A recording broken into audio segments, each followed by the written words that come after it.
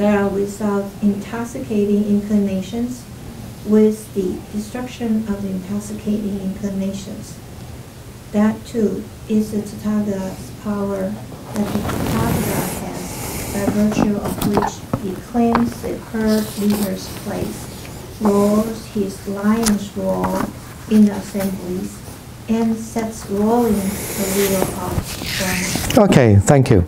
Well, anyway, this sutta is from Mahasihanada Sutta, and then that sutta had the interesting to begin is because actually this monk, ex-monk, I forgot it. I think he disrobed, did he later? I cannot remember now. Last time I read the story, but I'm so bad in memory nowadays. But anyway, but suddenly he was stay, and he was not just stay with the Buddha, but actually he was assistant, a short time assistant of the Buddha. His name is Sunakata.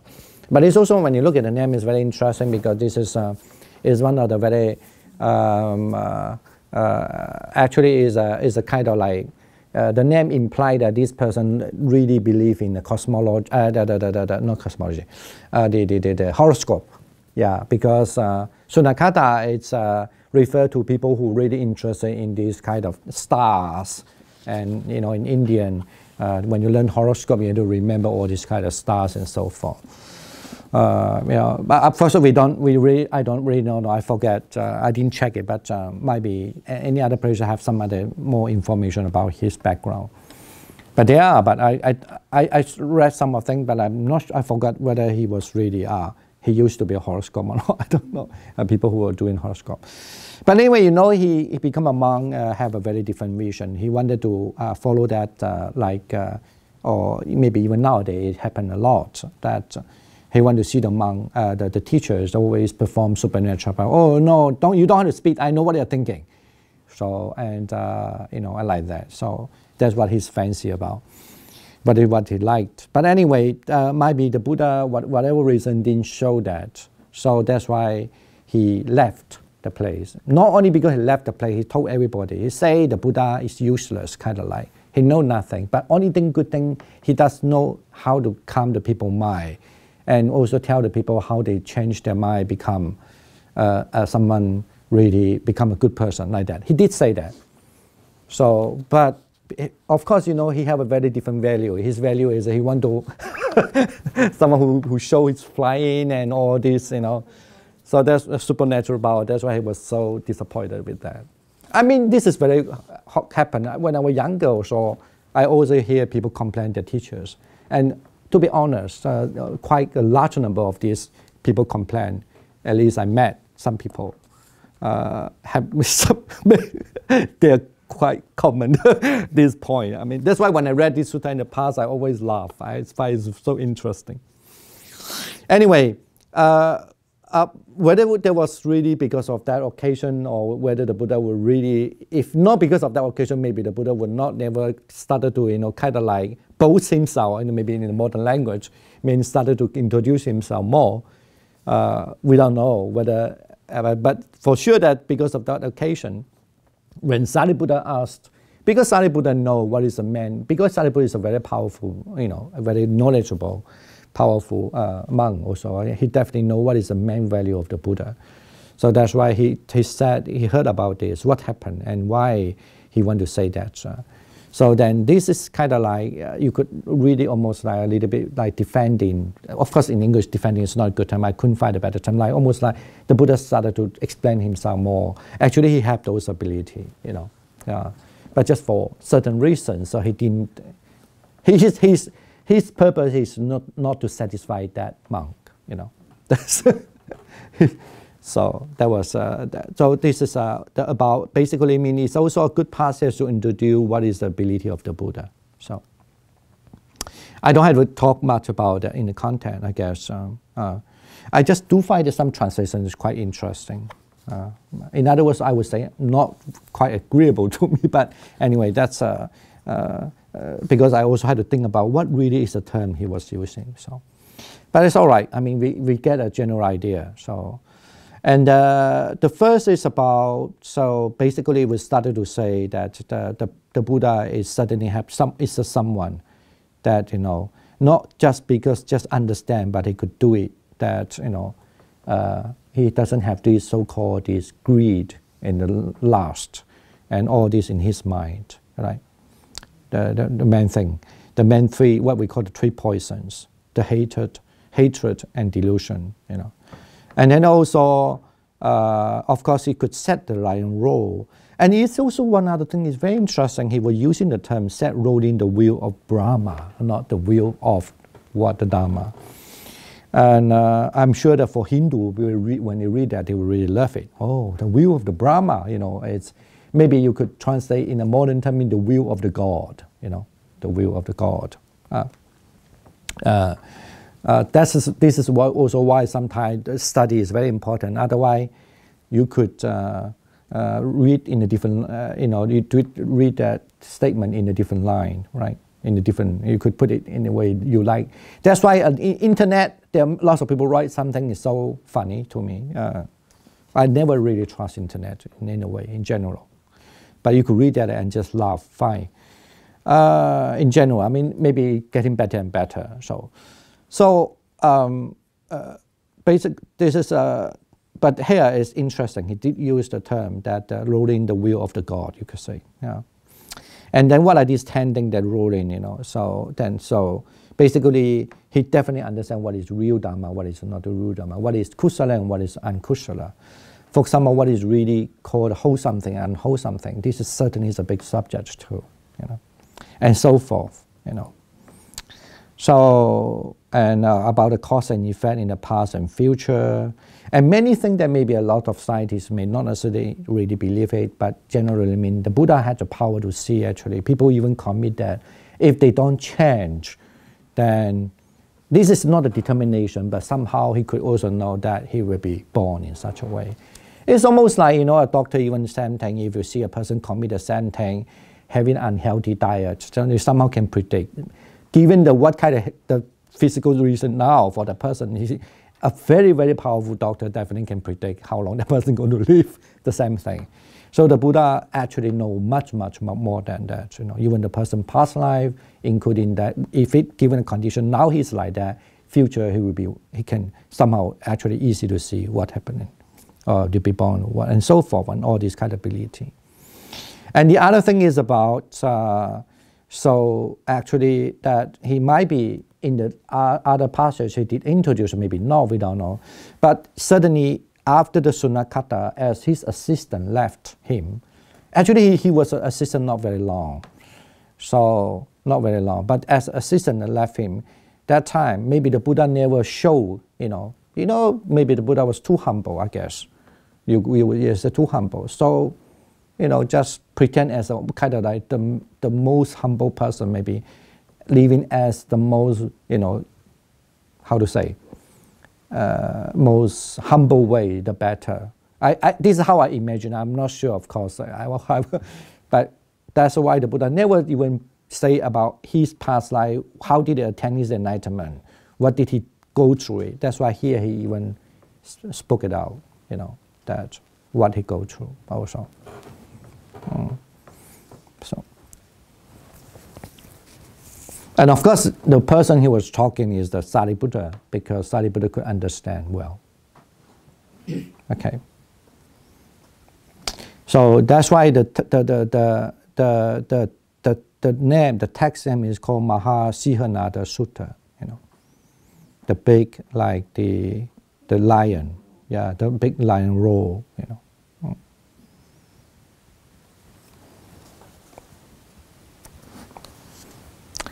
So I'm sure so far we read this, I'm sure that you started to, even though some people think they might know Buddha a lot, but you started to actually have interesting, I would say, you have much more, I feel that it's more closer understanding, of the Buddha. And even about his life, more or less, even we are not actually reading the Buddha's life, line by line, but this book been arranged that you have understand the Buddha in a really from different angles, I always think this is a positive angle, maybe not necessarily. For a certain culture at first, you may not introduce such a way, but when you want to really have a deep down understanding of Buddha, So then I guess this is maybe a better approach. Okay, now let's read that the Buddha as the origin of the path which his disciple follow. And the other I think we don't need to read, but we can just go through it. Like point 23. Monks, through disenchantment with form, feeling, perceptions, volitional activities, and consciousness, through their fading away and cessation, the Tathagata, the Arahant, perfectly awakened Buddha, is free from non-clinging. He is called the perfectly awakened Buddha. The same applies to a monk liberated by wisdom.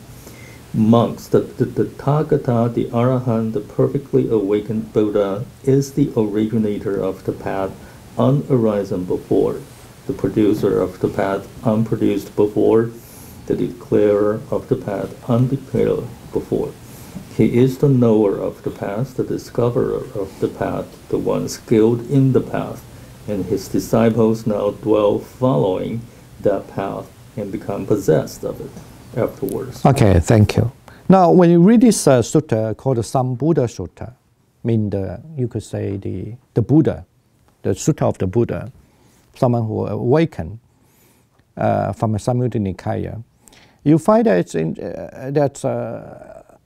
here, this passage giving some of the, I would say, I wouldn't say alternative, but more like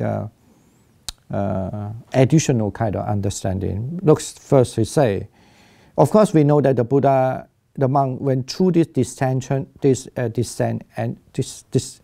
enchantment with the form and with the five aggregates, you could say, with enchantment with five aggregates, and through the fading away, and so then they become, the fading away and cessation. So you could simply say they become the Tathagata, the Arahant, the perfect awakened Buddha. So, or simply just say they are the one who are free from not clinging. So that's why it's called the perfect awakened Buddha. So actually the same thing is applied to the monk who liberate by the wisdom. Actually it should be so that, in other words, I mean the one who have those wisdom, that they were also through the disenchantment of the form and so forth, the five great gates, then they become the Arahant, Now the next paragraph is very interesting. You say, so the Tathagata, the Arahant, the perfect awakened Buddha, is the originator of the path unrisen before, the producer of the path unproduced before, the declarer of the path undeclared before. He is the knower of the path, the discoverer of the path, the one skilled in the path, and his disciples now dwell following that path and become possessed of it afterward. Okay. Now, if we ask you at this time when the Buddha in this Samyutta Nikaya mentioned about this, saying that he is actually the Buddha, or just simply say the Buddha, the Tathagata is the originator of the path unarisen before. So, of course, I mean, you would just reread it, just the line, then you could just have in a presuming, actually the path was invented by the Buddha. You could just put it that way. Because it's unarisen before, but it's because of the Buddha, it's just become arisen. You can. But as I say, that's why the reading is very important. But in the early passage, we know that the Buddha say he rediscovered the path, So, but why then here you want to say it this way? I mean, depending on how you analyze it. I mean, certainly in Mahayana or some other Buddhism, you could, I mean, I don't mean they are doing that. I mean, you could simply say, this is why the Buddha implies something further. Must be much more deeper teachings that he didn't taught. You could argue that. No, I'm saying this, I don't remember this passage. I'm sure there's certain passage you'll find in the Pali, and then later in Mahayana they do explain in another way. I mean, so, but however, I mean, I just want to say it could, I mean, in terms of study, it could give rise to a certain interpretation. But given that the way, in Pali way, I'm talking about generally in Pali understanding, so how we explain this, you could say you could explain it in terms of the Buddha saying this just to emphasize how important it is, you know. Just like now I'm going to tell you something that you never heard of, but it's not exactly the same. I mean, you never heard of, I mean you you surely did never really hear there was such a thing happen, you know. But then people will argue, no, the Buddha would never say any redundant word. He definitely would put it every word in the sentence. That they really mean it in such a way. This is why the interesting part of study Buddhism, because later, not only in Mahayana, even in commentary or even in Mahayana or in other, and later even sometimes the word the Tha and even the word Dhamma, and later the word mean the Buddha possess of the body of the Dhamma, it can be really understood in a very different way already, you know. Like I always like to quote about when we study literature, so it's always understand the literature only exists in the eyes of the reader. And the literature is never be understood as just a form of the language, but it's always as a form, almost like the stream of the river, you know.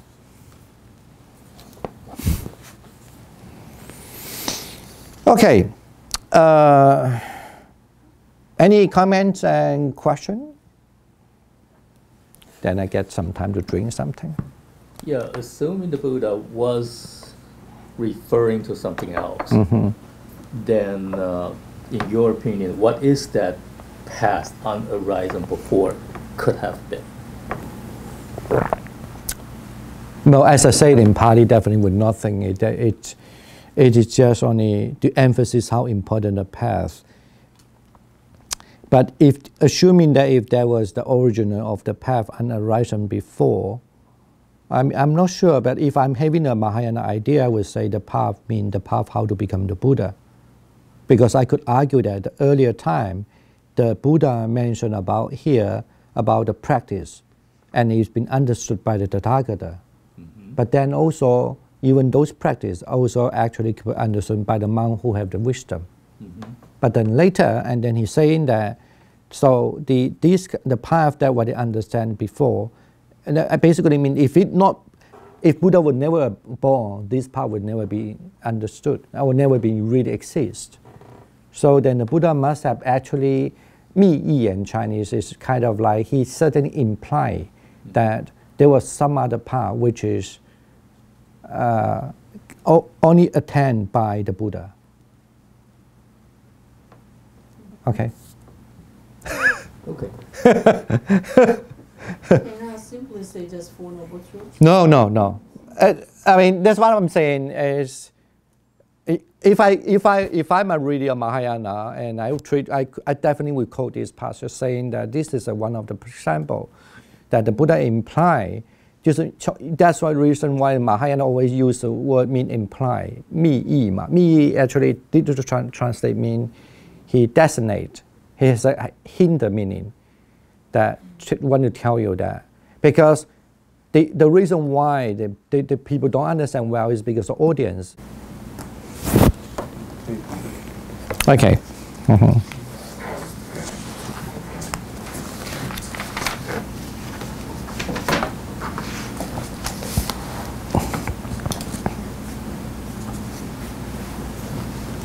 All right, and the next paragraph is also another unique, and then we read that, and we don't need to read the Buddha as a teacher, I guess, because we can just simply go through it.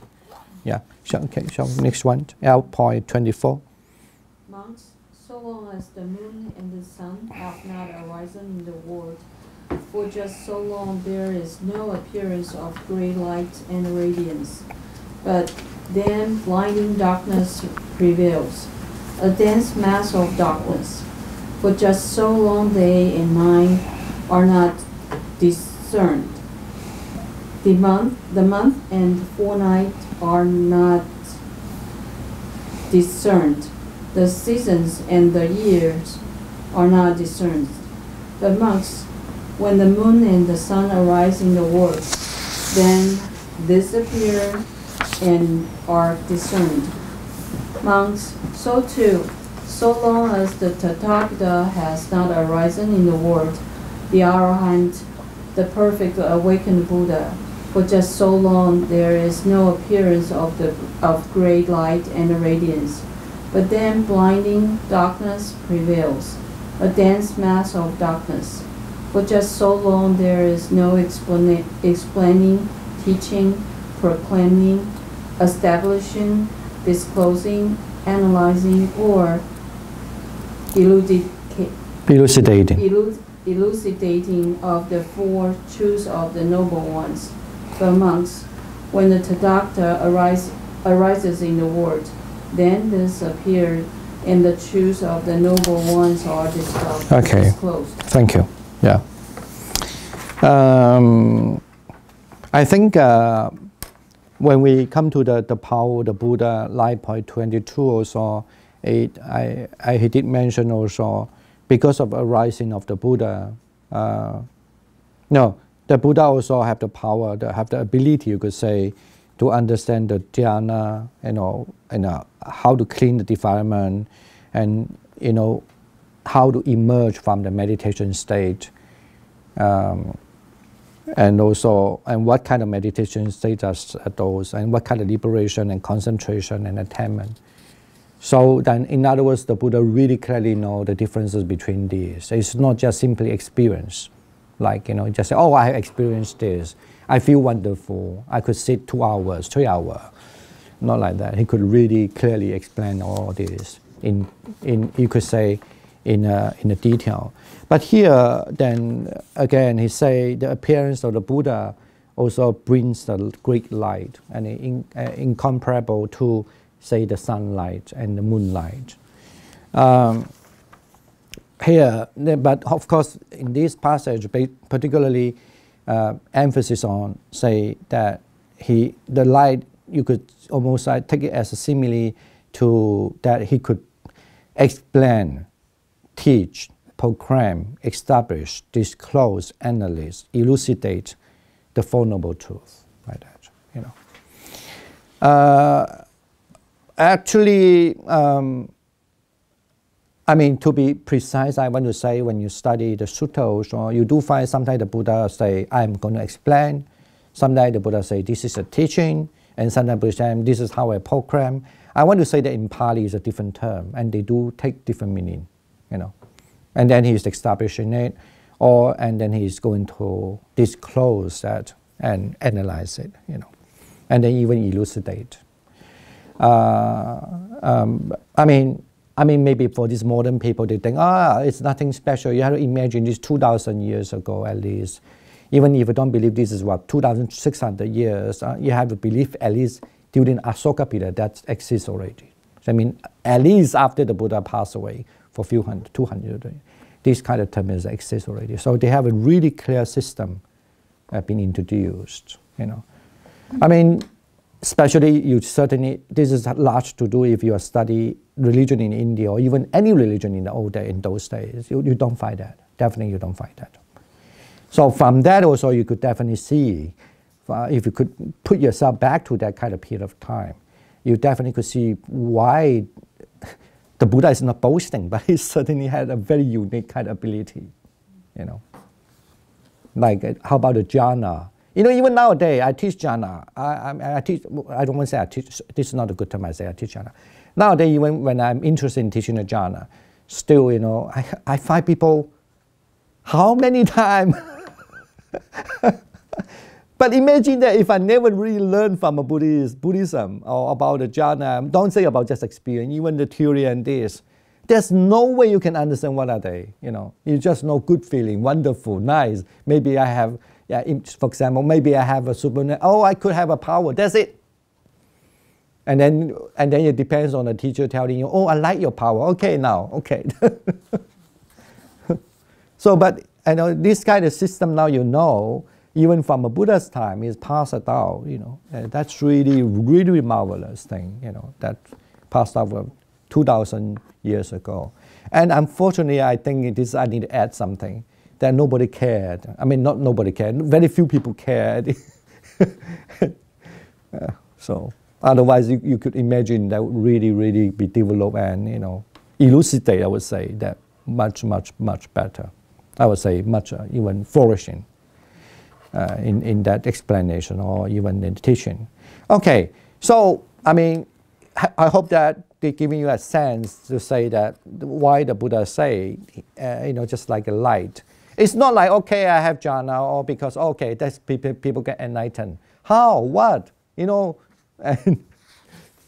so the Buddha really actually shed the light on that perspective. Okay, now the next paragraph actually, the light L.25 is the Buddha hesitate to teach the Dharma. I think did we read that one? I think we read it. Did we read it before?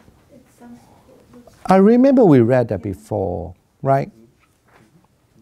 So anyway, so that's why I say, on whom you can see the light 19. He decided to teach after having seen that there is some who will understand. So I'm not sure why he want to put the Buddha as a teacher here. But anyway, maybe he tried to emphasize the Buddha. We know the whole story is the whole thing that mentioned in the sutta. When I say story, I don't want to put this story. I mean, in Arya Bhariyasena Sutta, which we read before, so part of it we read before. So saying that after he gained enlightenment, I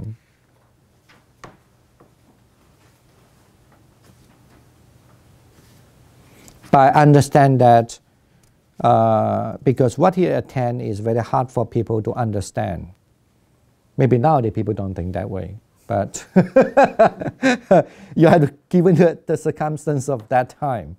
I mean, imagine even if you were born in nowadays maybe in an Arab country, say. Imagine that everybody talk about God, right? You could say this is a message of God, but then if you really after enlightenment in the way that you emphasize a different thing, then you think, okay, I think I should just go away. Otherwise, I will be having a lot of problems. No, I don't think he's thinking about he himself, but definitely he think that there's nobody who understands. So, but according to this paragraph, or this kind of sutta here, the sutta here, so it's basically mean the Brahma Sahampati. It's believed that Brahma Sahampati actually he have a high attainment, and even some, according to certain commentaries, say the Brahma Sahampati actually he is the third fruit. He had the third fruit already, But then of course there's another many question there. If he third fruit, why he was in the Brahma, but why is not under heaven? So please don't ask me those questions. Ask the Buddha, okay? But anyway, that's how there's a kind of tradition believe that. So I guess that might be one reason why we usually don't say that. We just say, okay, there's a Brahma called Sahampati.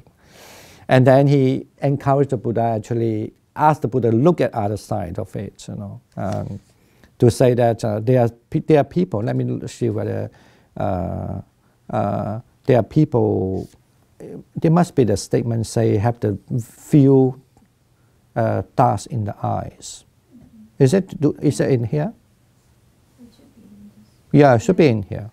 And page 83. Oh yeah, 83, the below paragraph, the next to the last paragraph. So, surveying the world with the eyes of the awakened one, he saw, being with the little dust in their eyes, being with the much dust in their eyes, being with the keen faculty, being in the dull faculty, being with the good quality, being the bad qualities, and so forth. So, and then the Buddha actually, out of compassion, he surveyed the world with the awakened eye, in the enlightened eye. You could say the divine eye, but not just a normal divine, but that you would check about the people whether they have a wisdom to understand the teachings.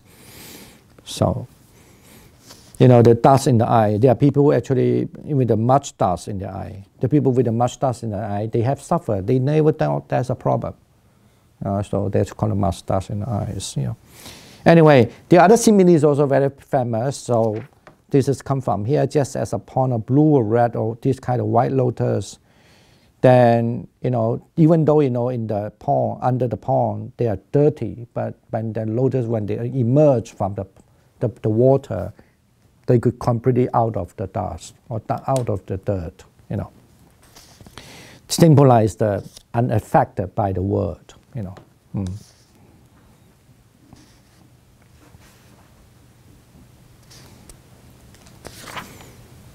Oh, this is just this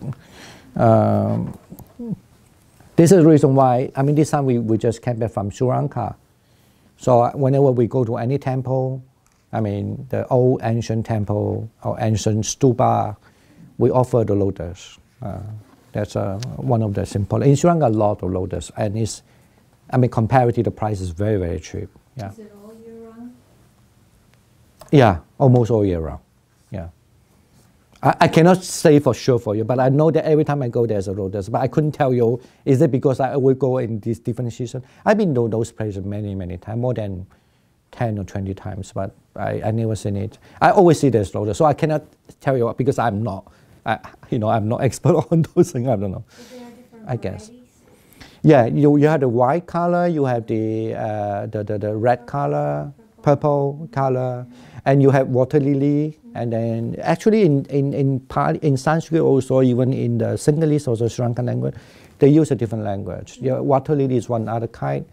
And then one kind of lotus is smaller, but I forgot how they call it. Maybe they have a different name.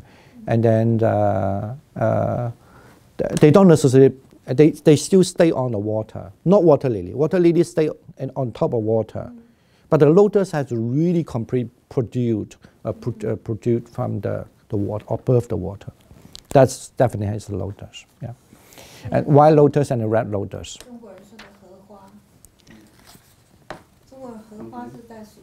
Really? Then that may be the lotus. That's what they refer to. Yeah. Really? 荷花 is 在水上? Oh.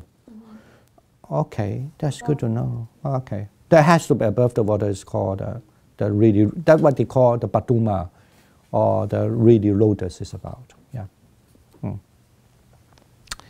And then also, after when he saw this, what did he say? He replied to the Brahma Sahabadi in the verse. So open for them are the doors to the deathless. Let those with the ears now release their faith. Oh Brahma, thinking it would be troublesome, I did not speak the Dharma subtle and sublime, you know. And you could just say that he was very honest to tell the Brahma why he didn't want to proclaim the Dharma, because it would be troublesome. Then the Brahma Sahabadi, thinking that the Blessed One had consent to the request, so he departed after paying the homage to the Blessed One, you know, keeping him on the right. But that's the custom in those days. Yeah. We still have 10 minutes, and we can just go to the next paragraph, also line 26. The first to receive the Buddha teaching, I think we talk about that. So we also just simply go through it, you know. Even though then he decided he would teach the Dharma, the whom that he should taught the Dharma, then in that line 26, if you look at the second, actually you could say the first paragraph, say that he considered to teach the Dharma to the first teacher that who taught him the dhyana. I mean, in our term is dhyana. So Alala Kalama. But unfortunately, then he realized that because why he think that he would suitable to teach him first, you know.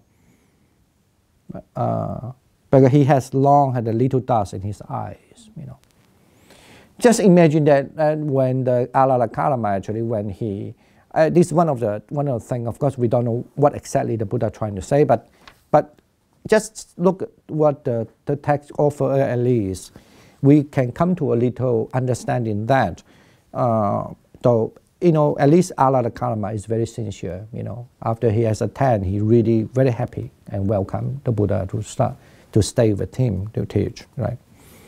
So anyway, but then, according to all traditions say almost the same, that Alakama died 7 days ago, But just on the little difference is that the other tradition may think that Buddha know it, see it. But here, the Pali, at least in this sutta, say that it was because the Devas informed the Buddha, And then again, he would say then whom he should teach the first Dhamma. So then the second teacher that he had followed, actually then is called Uttaka, the son of the Rama. Okay, Uttaka Rama Buddha, the name, or usually in Pali. But I think this is the best translation, good translation, called Uttaka, the son of Rama. So and then and also then the heavenly being also informed him that.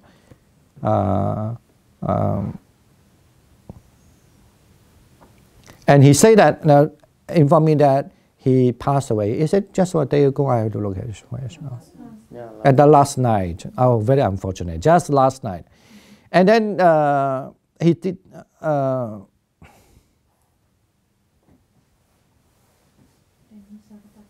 And the second one is he said that. Okay. And the third one, then he was thinking about the group of the 5 who lived together with him, right? And he knew that they live in the Varanasi.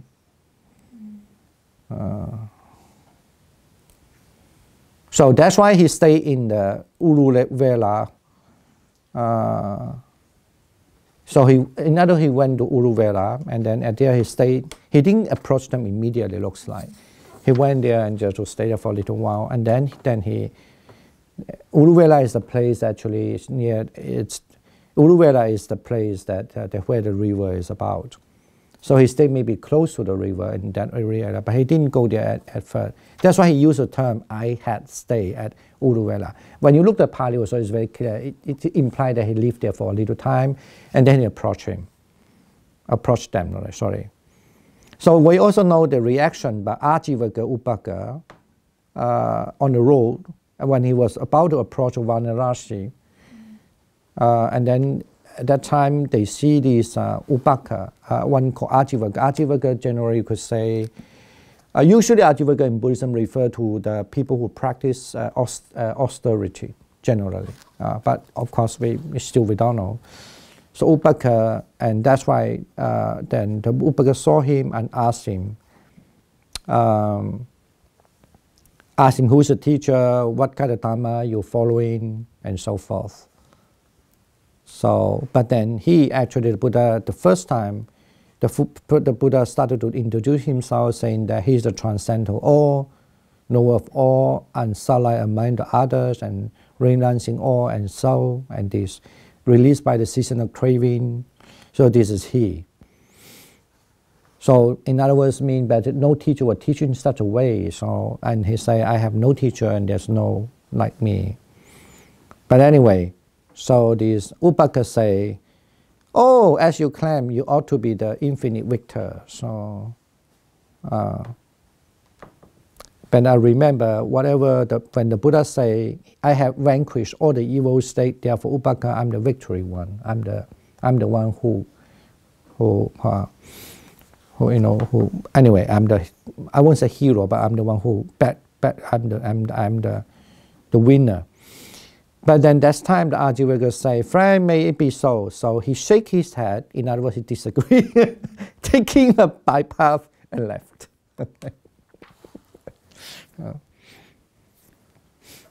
Usually, when you teach Buddhism, you don't start to say this kind of story. Maybe for adults, they like it, but generally you don't.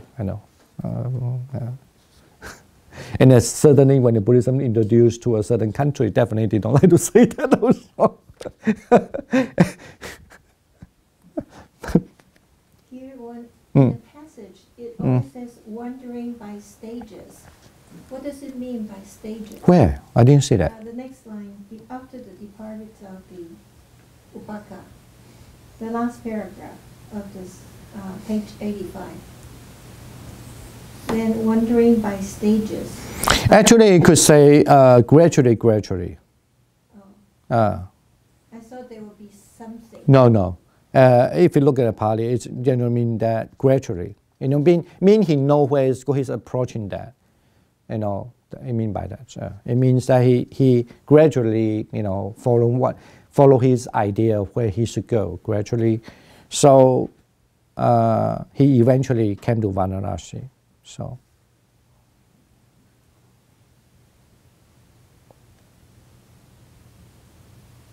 We?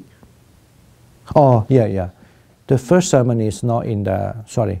I think a little mistaken. The first ceremony, because suddenly I remember, the first ceremony is not on the riverside, actually. It is in the Isipadana, yes. No. Yeah, he lived in the riverside for a certain while, and then you could say, he know where he's going. Gradually, he was approaching that kind of place. Then he met this, one of the Ajivaka, called Upaka, you know, having this conversation, you know. I really like it in a way, I don't know. I think, you know, I mean, if you really look at a religious text, you know, you definitely could cut this off, you know. And I did find this text is not only in Chinese, you have in other languages too, but even though it's not highly promoted, you know. But anyway, he approached that. It's important that the group of the five, they were not monks, but it's bad. That's why it's what they call Banjigiya. They call the group of the five. Actually, is a literal translation for the Banjigiya. So the group of the five, seeing he's coming, actually they have the consent, you know, that look at this paragraph. Say, friend, here comes the renouncing Gautama who lived luxuriously, who gave up his striving and reverted to luxury. We should not pay homage to him, or rise up for him, or receive his bowl and robe.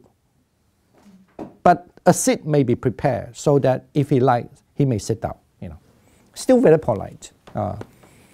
But actually, in terms of religious practices, I completely disagree. Okay, think that he is not practice hard, not doing what supposed enough. Please understand online especially. One of them is he's the, you know, Asita. Asita, the one who predict when he was a prince that he would become the Buddha, or either become a monarch, the Greek monarch, or the Buddha, right? Asita, the ascetic Asita, or you could say the fortune teller Asita. Fortune teller is not a good term, but you know. So one, who is it? What is his name? Suddenly, Kondanya is his nephew. So when he went back, his nephew was very young. I don't know which. Certainly, Kondanya is at least 10 years older, or 12 years, more than 12 years older than the Buddha.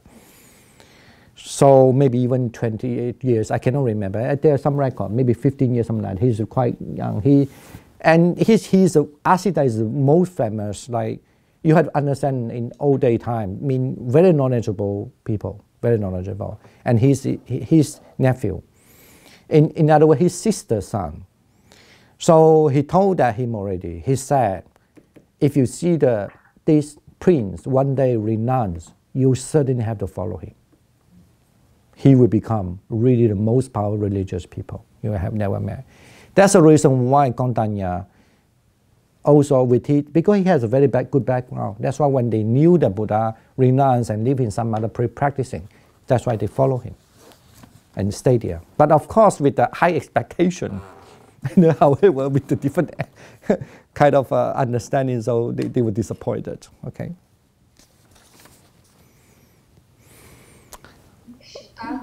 Siddhartha renounced, not the Buddha. No, I know Siddhartha, but sometimes we simply for the sake of, otherwise some people don't know who is Siddhartha. Yeah, when Siddhartha renounced, a prince renounced. Yeah, so. Actually, I saw going back a little bit, Ajivaka, Upaka.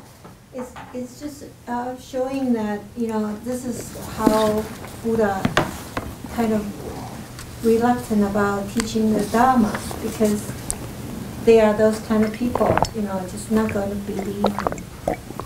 Yeah. Yeah. So.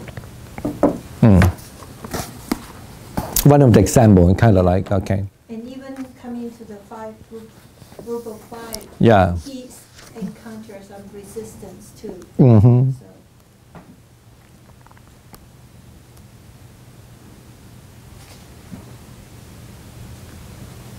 Okay, why don't we stop here, because I think the next paragraph we could read it like, after they offer the Buddha the seat, right? And then he told the monk of the group of the five. 3 times. Yeah, 3 times. And do not address the Tathagata. That's why I say always refer as, all day you use third person to imply a first person, and do not address the Tathagata by name or as friend. The Tathagata is the Arahant, the perfect awakened Buddha. So now I'm sure that up to this point, and we are going to read the next paragraph because it's a little interesting. They're having it's also something to do with the teaching as well. So it's that at least come to this part, know that we understand the Buddha story more closely, and then also here before he had to explain what the Tathagata is about, what does the Tathagata mean? Okay, all right. I guess. Anyway, that I'm so bad in remembering the name sometimes. So she just said also a good point that at least this is also kind of indication when the Ajivaka Upaka reaction to the Buddha proclaiming what his attainment is. Like the same way that because of people holding the same idea, Ajivaka Upaka even wanted to hear what it is about. The same thing actually, the same to the 5 groups of monks, they didn't want to hear also. Because they have the precondition or premeditate thought about what ascent should be. What? Ascent. Oh, okay. Yeah. Sacred person. Not sacred. Ascent. Sacred. Setting. No, ascetic. What ascent? 就是圣者 scent. Yeah. Accomplished one. Yeah. SAINT. S-A-I-N. It's okay. What an Arahant should be, maybe best. Maybe nobody will ask me this question. But if you say that in other English, what the Arahant, what is Arahant? So what the so-called fully accomplished person should be, this is also happened now. I have to tell you exactly. Still, people have so many interesting ideas. When I was in Taiwan, even in Sri Lanka, but Sri Lanka, I guess at least I'm talking about my experience. It's a little right, but in Taiwan, everybody really have very interesting idea. Oh, so what is a Sotapanna? Oh, Sotapanna is this. But sometimes I laugh. I really laugh. So love. So people have so many different ideas about that. Okay, so this is just take that one of the example. Okay, thank you for attending the class online, and then it's very cold today also. So we do the transfer merit, and it will be end for today's class discussion. I hope that everybody find interesting, and if you have a comment or question, especially comment or anything that you need to give comment, please write to us. Okay, right? Thank you. So no, we do the transfer marriage before go away.